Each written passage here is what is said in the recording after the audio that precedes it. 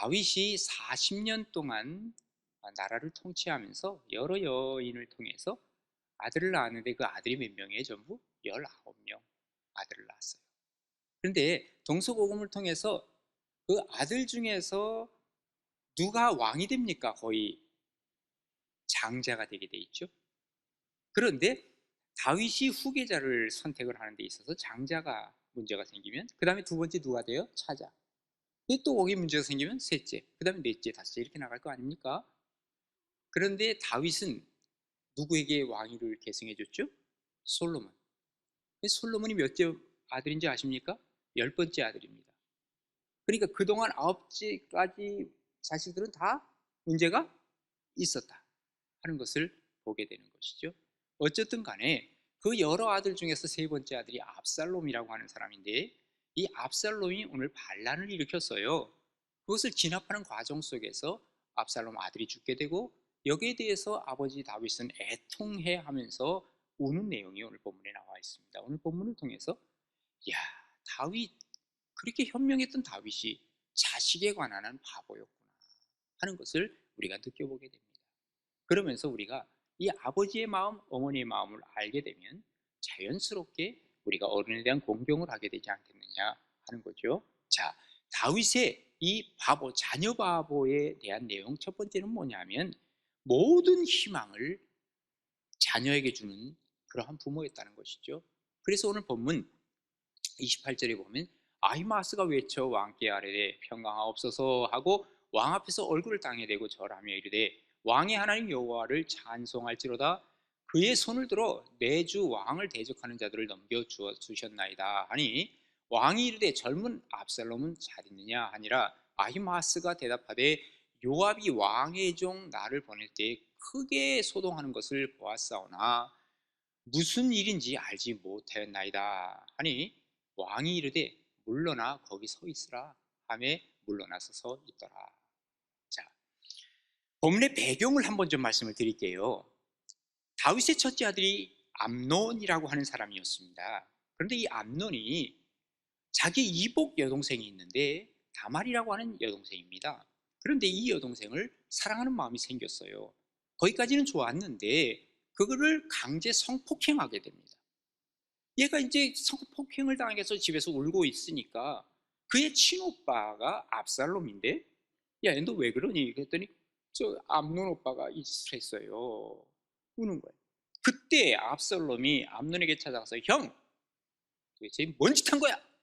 하고 싸움이라도 했으면 좀 나을지 몰라요. 그런데 아무런 말이 없어요. 그리고 나서 2달을 지난 것이 아니라 2년 동안을 그리고 지나면서 형, 내가 죽여버릴 거야, 이 생각 갖고 있던 거예요. 소위 말하는 와신 상담하고 있는 겁니다. 그러다가 결국 형을 들여서 죽여버리고 말았습니다. 그러니까 아버지가 지금 진노할 테니까 어디로 갑니까? 외갓집으로 그럼 피신을 갑니다. 그 외갓집이 누구냐면 그술이라고 하는 나라의 왕 달메, 월메가 아니라 달메, 이게 외할아버지예요. 그의 어머니는 마아가고. 그러니까 이 달메 집에 숨어 있었던 거예요. 그게 얼만큼 있었냐? 3년 동안을 거기서 숨어 있었습니다. 그러다가 오매불망 자기는 생각하는 것이 그래도 자기의 고향 예루살렘을 생각하고 있었습니다. 아버지가 불러주겠지 했는데 안 불러줍니다. 그래서 그는 요압이라고 하는 장군이 있죠. 총사령관입니다. 군대 장관. 근데 그를 접촉을 하게 되죠. 접촉할 수 있는 이유가 뭐냐면 요압의 어머니가 그 다윗의 여동생이에요. 수루야라고 하는 여동생이에요. 그러니까 요압은 압살롬하고는 무슨 관계예요? 사촌지간이죠. 그러니까 사촌 형한테 얘기를 하는 거예요. 형, 나 말이야, 아버지가 좀 나 좀 부르게 좀 해줘. 그리고 나 지금 3년 동안 이렇게 내가 여기서 고생했잖아. 알았다, 알았다. 그래서 이제 그때 그 요압이 다윗 왕에게 얘기하잖아요. 근데 다윗이 그래 알았다, 예루살렘에 오게 해라. 예루살렘에 오게 했어요. 근데 자기는 아버지가 좀 만나주기를 기대했죠. 왜? 자기가 이제 첫째 형 암논 죽었죠? 둘째도 어떻게 죽었는지 모르지만 둘째도 죽었어요, 길르압이. 그 다음에 이제 셋째가 자기인데, 그러면 자기는 자연스럽게 뭐가 돼요? 왕위를 이을 세자가 될 거 아니에요. 근데 세자 책봉은 그만두고라도 아버지가 전혀 만나주질 않는 거예요. 이 압살롬은요, 그러니까 너무너무 답답하니까 2년 동안을 예루살렘에 와서 있다가 야 이거 안 되겠다 하는 생각을 가지고 그는 아예 내가 왕위를 찬탈해버리겠다 이런 생각을 갖는 거예요. 아주 못된 생각을 한 거죠. 그리고 나서는 아버지한테 이제 찾아가는 뭐 사람들 있잖아요. 뭐 이렇게 고위 관직들도 그렇고 뭐 아니면 뭐 재판 받으러 가는 국민 백성들도 그렇고 다 하나씩 하나씩 자기가 막 먼저 만나는 거예요. 그런데요, 이 압살롬이 어느 정도의 사람이냐면 외모가 굉장히 출중하다고 나와 있습니다. 그래서 사무엘하서 14장 25절에 보면 이렇게 기록을 하고 있습니다. 온 이스라엘 가운데 압살롬같이 아름다움으로 크게 칭찬받은 자가 없대요. 아주 외모가 출중하다는 거죠. 그는 발바닥부터 정수리까지 흠이 없는 사람이야. 오늘날로 얘기하면 아이돌이야. 뭐 흠이 없이. 그러니까 사람들이 압살롬이 와서 다윗을 만나러 가는 사람한테 중간에 다 빼가지고 자 이리 와보세요. 이래. 압살롬하고 다 황홀해가지고 저분이 나한테 얘기해준다.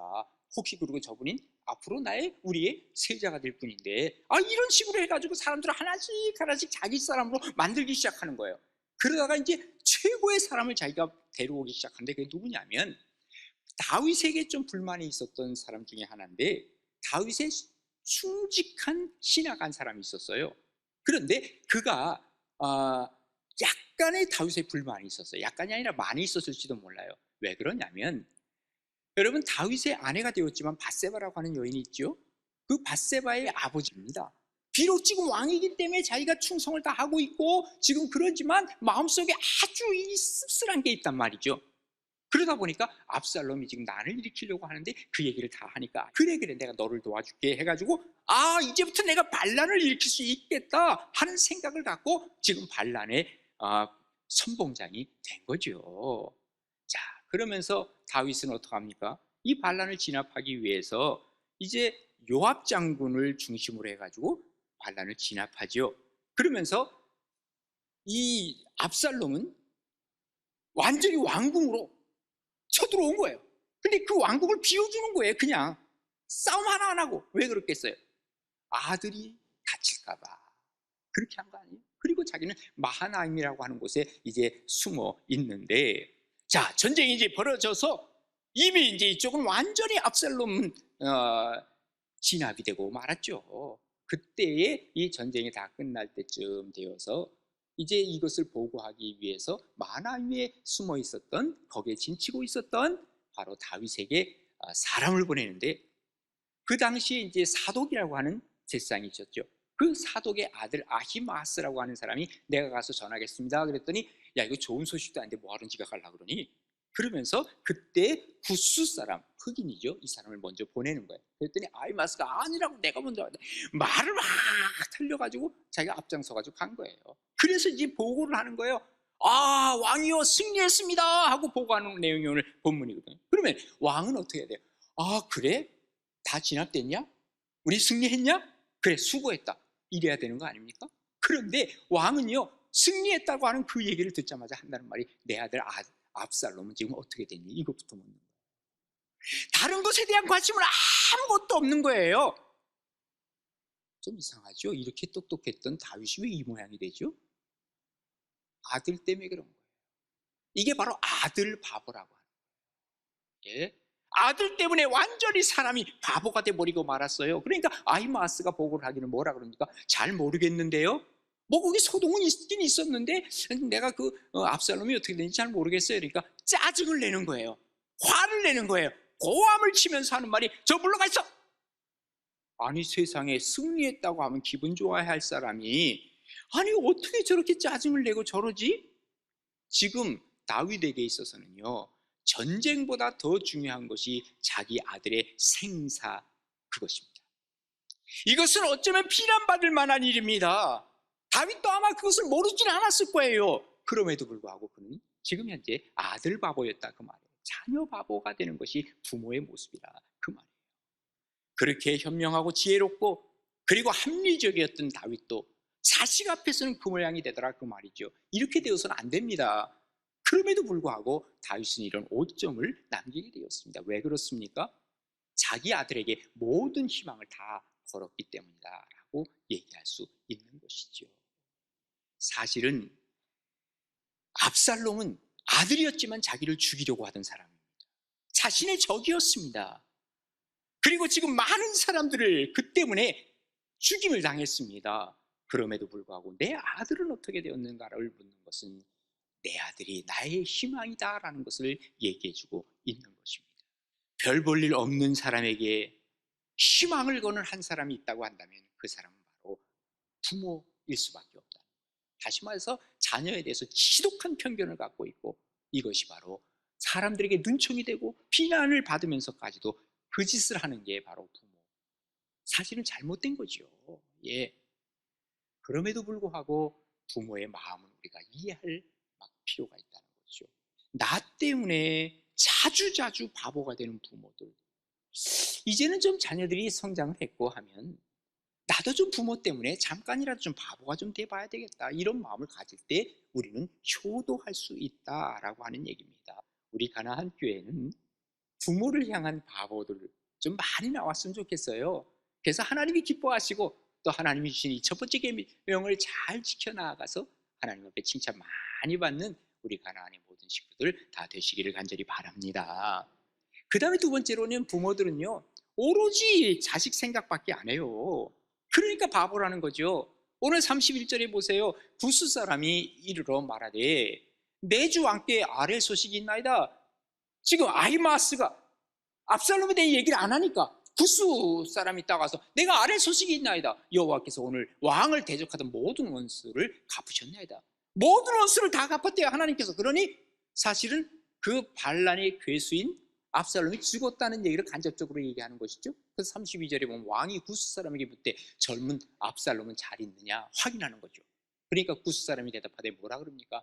내 주 왕의 원수와 일어나서 왕을 대적하는 자들은 다 그 청년과 같이 되기를 원하나이다 그랬습니다. 무슨 얘기예요? 죽었다 그 말이죠. 예.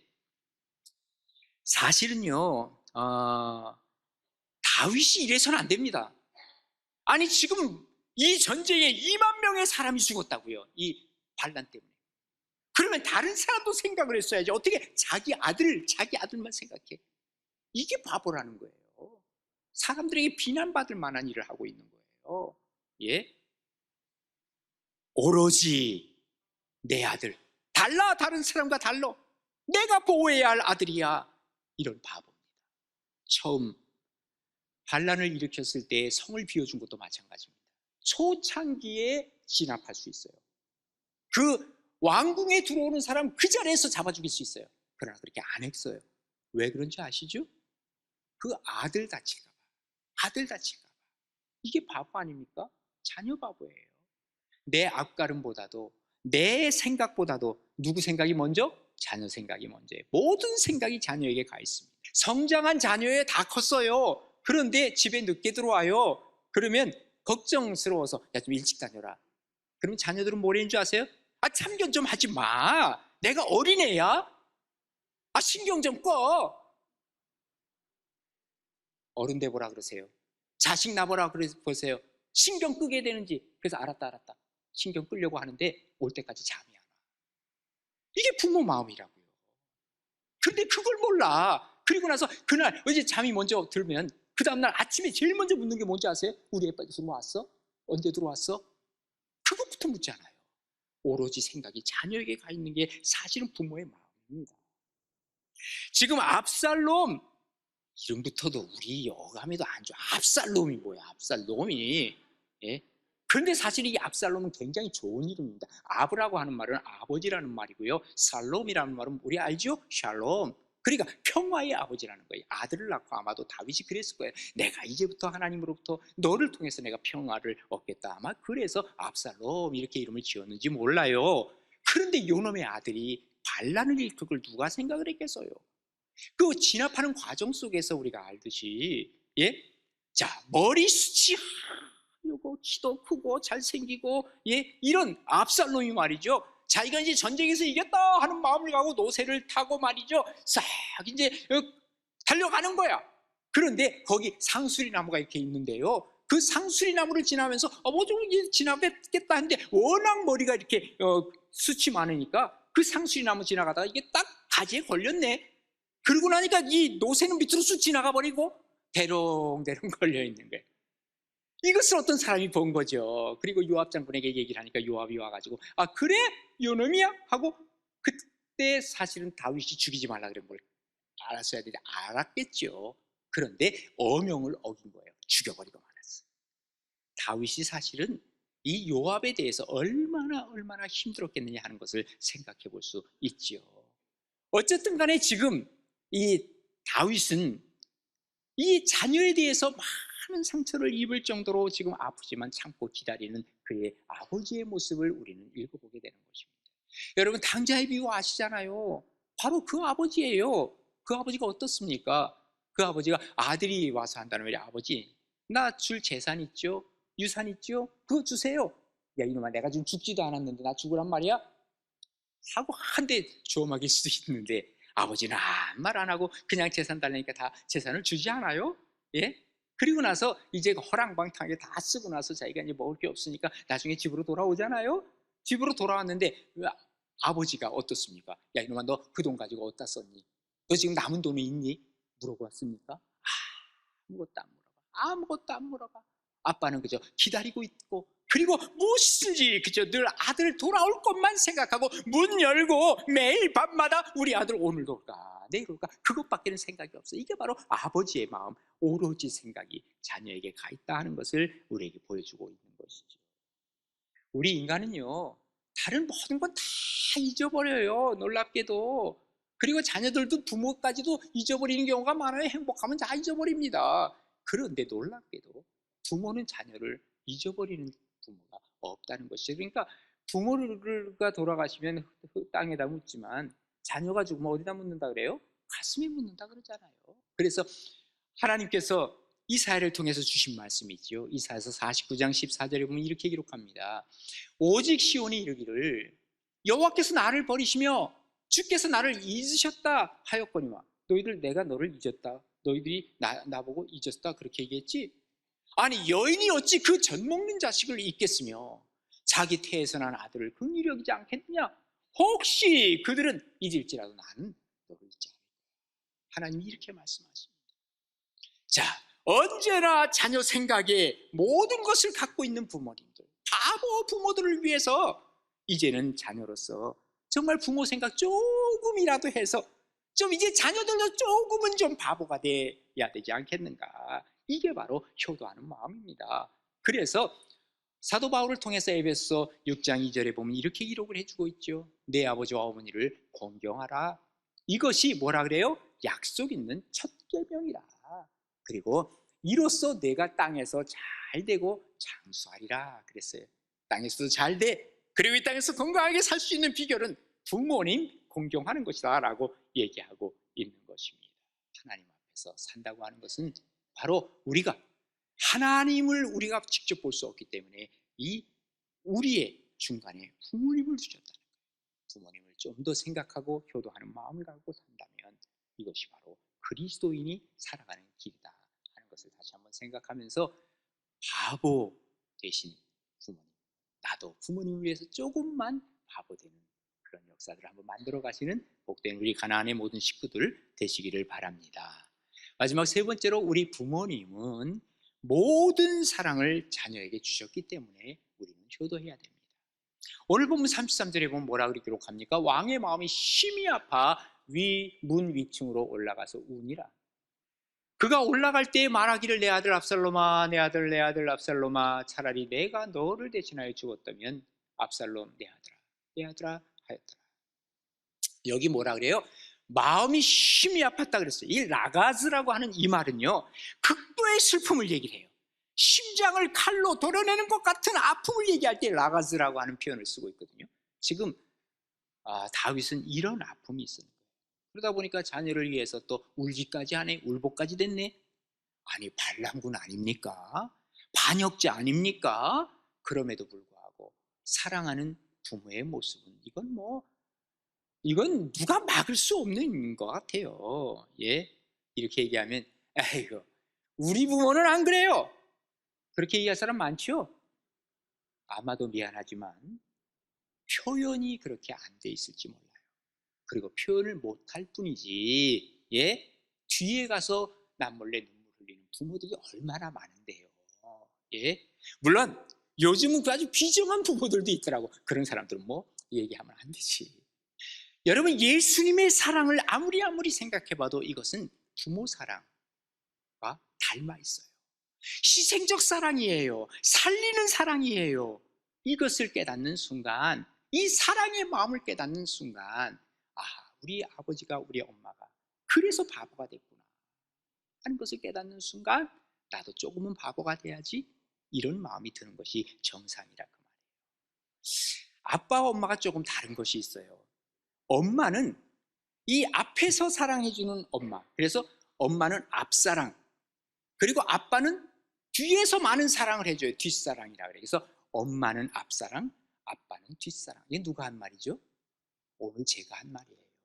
예. 제가 생각해 보니까 그렇더라 그 말이에요. 엄마는 앞에서 아이를 향해서 눈물 흘려요. 그리고 앞에서 돌봐줘요. 그런데 아빠는 덤덤한 것 같아. 그런데 뒤돌아서서 뒤에서 다 서포트를 해주더라고요. 뒷심이 있는 거예요.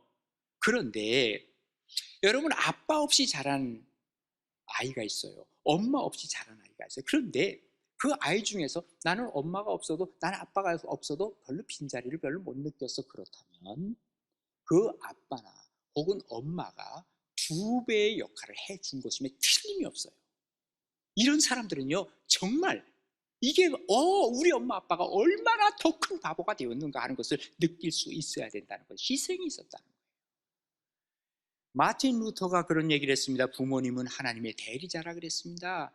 그래서 하나님이 우리에게 직접 뭔가를 해주고 싶지만, 직접 해주는 거면 우리에게 그렇게 대할 수 없기 때문에 부모를 두어서, 부모를 통해서 하나님께서는 이런 것들을 보여주시고 축복을 해주셨다는 것을 얘기하고 있는 것이죠. 그러기에 신앙인은 하나님을 알기 때문에라도 더 세상 사람보다 더 효도할 수 있어야 된다는 거예요. 그 노인 학대 상담 전화가 있어요. 여러분, 혹시 노인 학대 당하시는 분은 이 전화번호 꼭 기억해 두세요. 1588-9222입니다. 예, 기억해 두셨다가 혹시 필요하면 쓰세요. 안 쓰는 게 좋습니다. 그런데 여기에서 498명, 한 500건의 그 노인 학대 건수가 나오는데, 거기 분석을 한 게 있더라고요. 여기 노인 학대 유형 분석을 해보니까 가해자가, 제일 많은 가해자가 누구냐면 아들이래요. 아들로부터 이 학대를 당하는 경우가 제일 많다는 거예요. 그래서 아들이 아버지를 때리는 거예요. 이게 바로 얼마 전에 44.1%. 그 다음에 두 번째는 누가 많이 그렇게 학대를 하냐면 며느리랍니다. 여기 26%. 그 다음에는 딸 13%. 그 다음에는 배우자 18%. 그 다음에 사위가 13%. 손자가 8%. 예, 오늘날의 압살롬들을 얘기하고 있는 것입니다. 부모는요, 자녀들이 학대하더라도 끝까지 사랑하려고 하는 이 마음, 이게 바보들이지. 세상에 이런 바보가 어디 있어요? 자녀가 부모의 바보 같은 모습을 봤을 때 깨닫는 순간, 그때가 바로 효도하는 때인데 늦으면 끝나요. 그죠? 그러니까 정철 선생이 한 말이 있죠. 어버이 살아실제 성길이랑 다 하여라. 지나간 후에는 어때요? 애달다 어이하리. 평생에 고쳐 못할 일 뿐인가 하노라 그랬습니다. 어린이날 애 데리고 어디 가요? 야, 제주도 가자, 설악산 가자. 자기들이 막 준비를 하는 거예요. 엄마 아빠도 거기서 나 좀 한번 가보고 싶은데. 그러니까 이제 자기들끼리 막 준비를 하니까 같이 가자는 말도 못하고 말이죠. 그러다가 빈말 하는 거야. 엄마도 같이 갈래? 아니, 비행기표 다 사놓고 무슨 뭘. 엄마도 같이 갈래? 다 알지. 아니야, 나 그날 탄천에서 누구 친구 만나기로 했어. 탄천에 가가지고 물고기 만난 거야. 물고기 친구니까. 물고기에 밥 주는 거야. 그러면서 그냥 거기서 지내는 거죠.